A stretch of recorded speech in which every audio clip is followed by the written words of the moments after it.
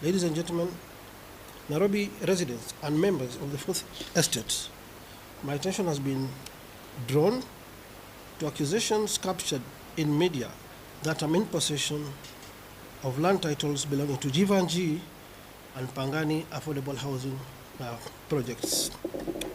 Well, I recommend that the Nairobi City County Assembly for bringing this matter up through the Lands and Urban Planning Committee. I would like from the onset to state the facts in regard to the two projects that were dear to my heart when I was serving as the second governor of this great city. It is important to note that the affordable housing projects in Nairobi was brainstormed and planned during the tenure of the former governor, my good friend Evans Kidero, who served as the first governor of Nairobi. It is during this time that the county government and the national government started collaborating on ways to revamp the 7 old estates in Nairobi. This was to be done through a public-private partnership with the county providing land and the investors allowed to charge an agreed percentage on the property to make their profit. I want to bring to your attention that the leases, these titles for both Jivanji and Pangani were processed in 2018 during my time as governor. Take note that there was no meaningful progress in terms of development that happened during the previous administration before I took over, until when I took over. Indeed, under my tenure, we fast-tracked the development by diligently negotiating an exit agreement between the county government and the tenants in respective estates, with Jivanji and Pangani being one of them. We must acknowledge the fact that most tenants were old people and old families who had spent decades of struggle living in the estates. We therefore agreed to give every tenant a sum of Kenyan shilling 600,000 as a facilitation fee applicable for 2 years for them to find alternative accommodation within the city as they awaited the completion of the projects. Further, take note that being a people's governor by then, I was never going to allow forceful evictions or transfer of people without a clear plan. We had to ensure that the registered tenants are given priority once the houses are complete. This was eventually agreed and signed between the county, the estate associations, and the respective developers or other investors. We started the Jivanji project with a plan to put up 1,830 units, while Pangani was to give or rather have 1,562 housing units. The investors had to pump around 3 to 4 billion, as stated earlier. This was public-private partnership.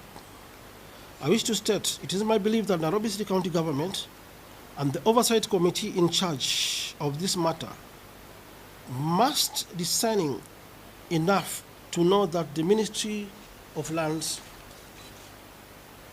registries are normally the custodian of the records.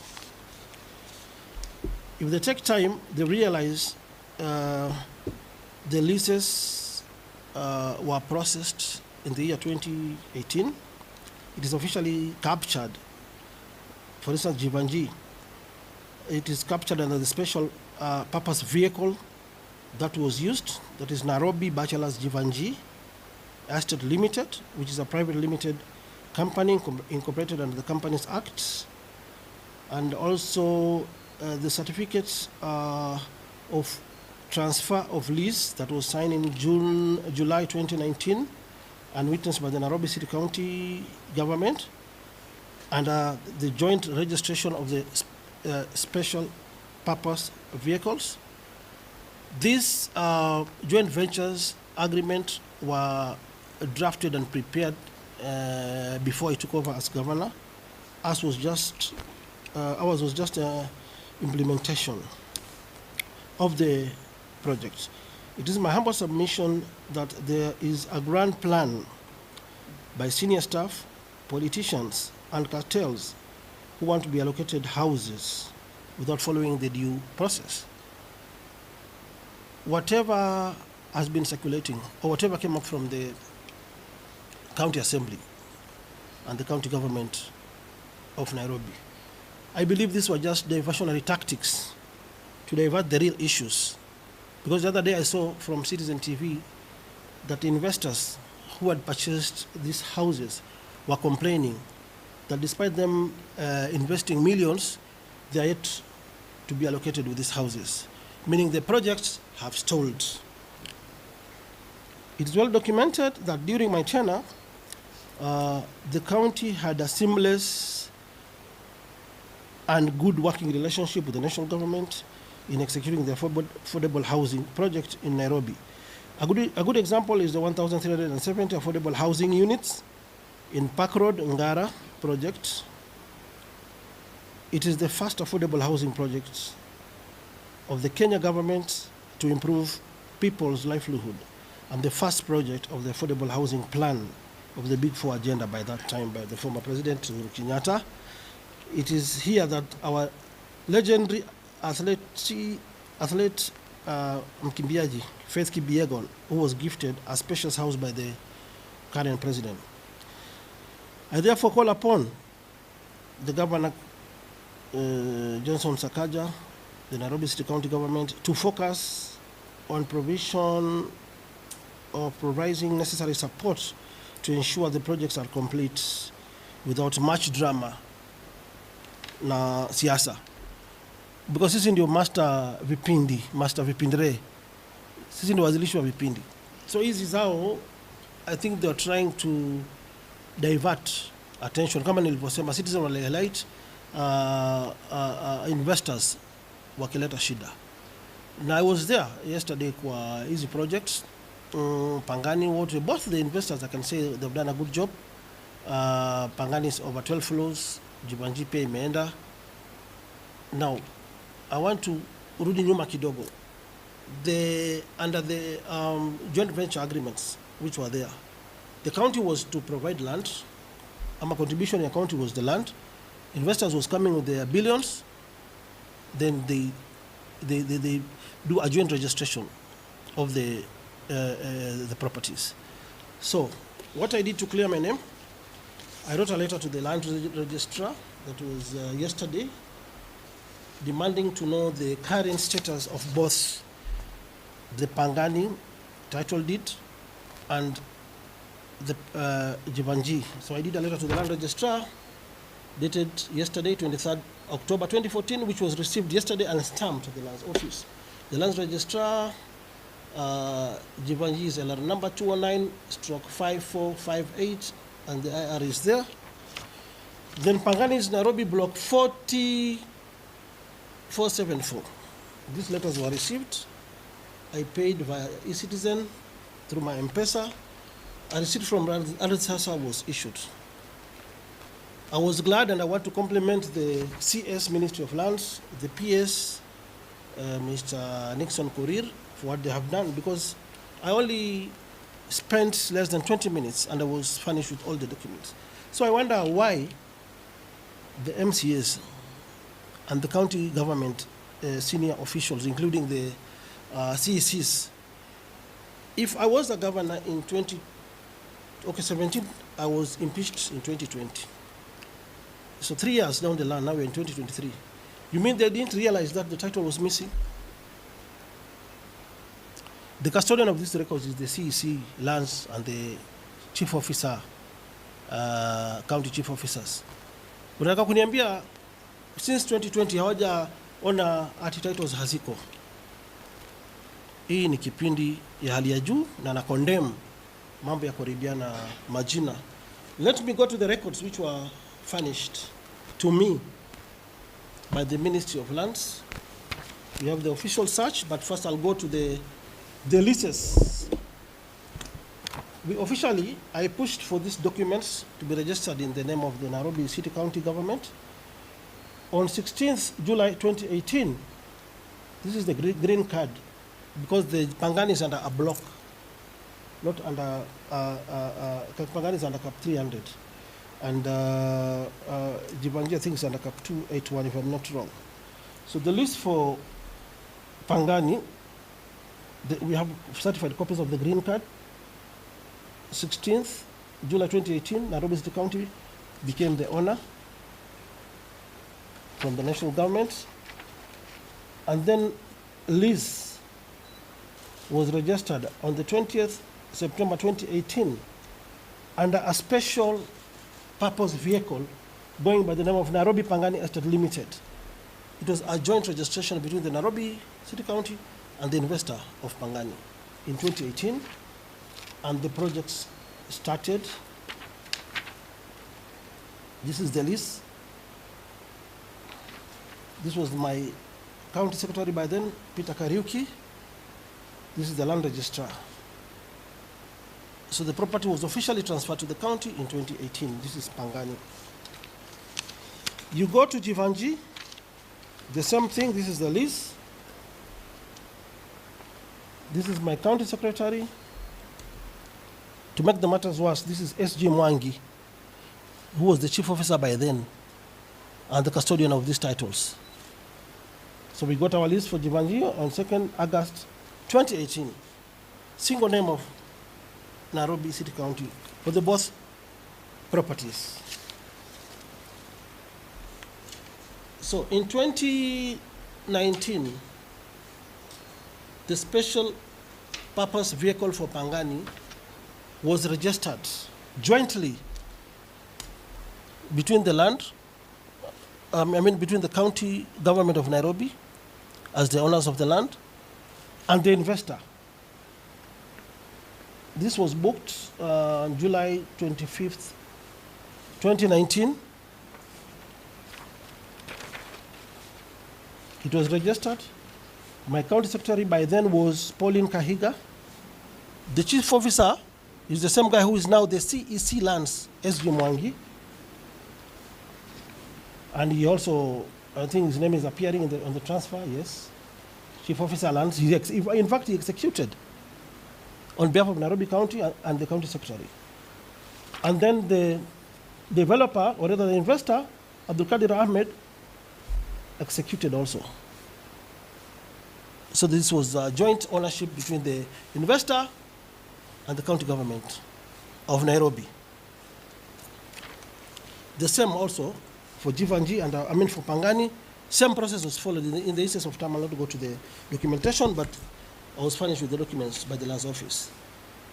Now, to make the matters worse, this same SG Mwangi, who was the the chief officer by then, equivalent to a PS in the national government, is the accounting officer. He's the one who took the title deed. This application for registration on 25th July 2019, the title was received by SG Mwangi, who has been the custodian of this title for all these years. So I'll furnish you with all these documents so that mtu asiwakimbishe kotini.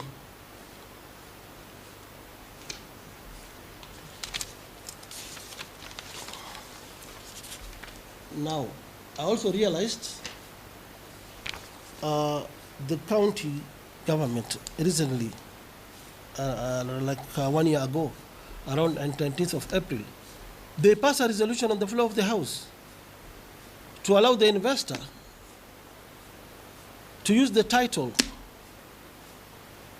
to go and charge so that they can get funds. This was passed around 19th April 2023. I got it from the county assembly website. It was moved by the Honorable Peter Imwatok, with the majority leader, and seconded by my good friend Anthony Kiragu, who is the minority leader. Now, I think there is something wrong, and I want to tell Governor Sakaja. I think your CECs or your cabinet, they need to go for refresher courses or refresher classes or induction classes. And I don't mind unaanza kuwaleta hapa niwafundishe hapa vile sheria ya mashamba inafanywa. because mulifanya inventory when you took over, yeah, you should know the kind of properties the county government owns. You should have asked for all these title deeds instead of playing politics with my name. That is what we normally do. Because when I took over from Kidero, I got all these documents. I was in a position to identify these are the county properties, these are not the county properties. So I want to challenge ninyi cabinet, tuache kuangusha governor. Sote tunafanyia wananchi wa Nairobi kazi, whether I'm in office or not. Hii ni project ambayo nilianzisha and I'll follow it to the mpaka mwisho. Now, after this resolution was passed, and after I wrote to the lands office, I'm not the originator of these documents. They were furnished by the Ministry of Lands. Mtaka kuniambia hakuna MCA wakati title imepotea, angeenda tu hapa Ardhi House kufanya search kujua where is the title, or any minister from the county to go and conduct a search kujua mahali hizi documents ziko. But mkaona tu Sonko ni mwizi ndio ameiba hizi documents. I want to prove you wrong and shame on you, all of you. This is the official search. You guys went and charged the property. Ile mnasema Sonko ameiba. The title is with the National Bank of Kenya. You charged it for 1.9 billion Kenya shillings. The charge was registered on 29th May 2023. Was Sonko the governor during this time? This was 3 years after my impeachment. So mwache vipindi mingi za pesa nane. Stop misleading Kenyans. Do your work. Complete the projects. Mmechukua pesa wenyewe. Wapeni watu nyumba. Stop letting the governor down. Shame on you, all of you. And if you don't apologize, ni bahati mulikuwa kwa bunge, sina right ya kuwasu. But this is how people work. So stop tarnishing my good name, and even if I'm a nobody, I'll do a thorough follow-up and ensure wale maskini, kina freedom fighters, mzee Kahengeri na wengine, wale niliwapea kila mtu 600,000. Tukawa promise phase 1 they'll own those houses. I will ensure they own those houses. I know mnataka kujipatia manyumba na mabibi zenu. That one will never happen. Mnazona Sonko ni mjinga, but I still have got the political muscles of fighting on behalf of the poor. So msiona mmepata chance ya kudhulumu wanyonge. Wananchi walifanya demonstration, wanataka nyumba zao. Deal with the real issues. Semeni project iko stalled. Tunajua there was COVID. Yeah, Kenyans will understand. Instead of tarnishing my good name, I'll never allow that to happen.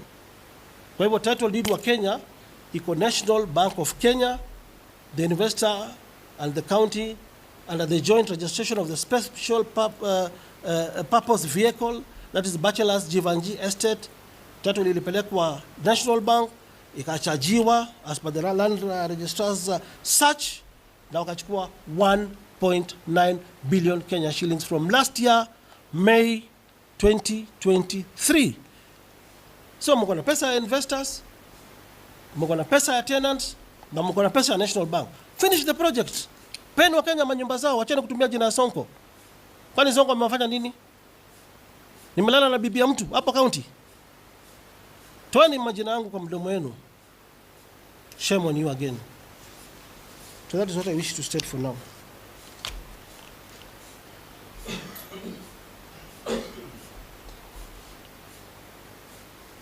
Yes, it was received and I'm finishing with all these documents.